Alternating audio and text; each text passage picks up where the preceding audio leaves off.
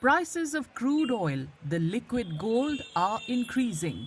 But prices of real gold and silver are decreasing, all because of the war in West Asia.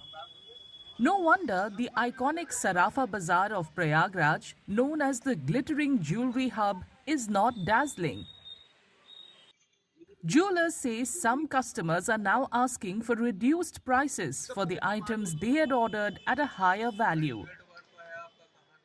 और हम लोगों को बहुत दिक्कतें ये हो रही है कि जो ऑर्डर हम लोग पाएँ वो ऑर्डर उठ नहीं रहा है, उठ रखा हुआ है सामान।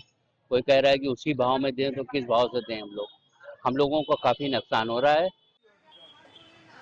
The fall in bullion prices has come at a time when jewelers were expecting to make the most of the wedding season. But potential jewelry customers are cautious in these volatile times. क्योंकि ये युद्ध जो हो रहा है इससे तो काफ़ी फ़र्क पड़ा है व्यापार पे हम लोगों के, क्योंकि सोना चांदी एक बार की 4 लाख चांदी पहुंच गई, फिर 2 लाख सोना पहुंच गया, फिर नीचे 2 लाख रुपए चांदी घट के आ गई, 70,000 रुपए सोना घट के आ गया। तो मार्केट में लगन भी चल रही है, मार्केट में वो रौनक नहीं है। आदमी को हर समय डर ये लगा रहता है कि सोना किस समय बढ़ेगा, किस समय घट जाएगा, ये कोई आइडिया नहीं लगा पा रहा है। According to some jewelers, the dip in their sales can be linked to remittances by Indians living in West Asia whose relatives in Prayagraj are not buying gold and silver as freely as they used to.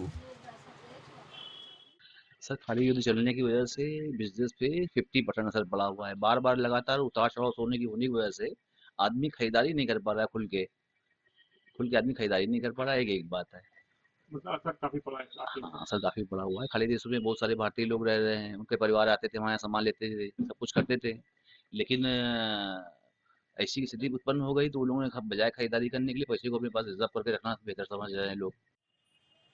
In addition, the war in West Asia has also hit the supply of commercial LPG cylinders across India, and jewelers in Prayagraj too say they are facing operational challenges.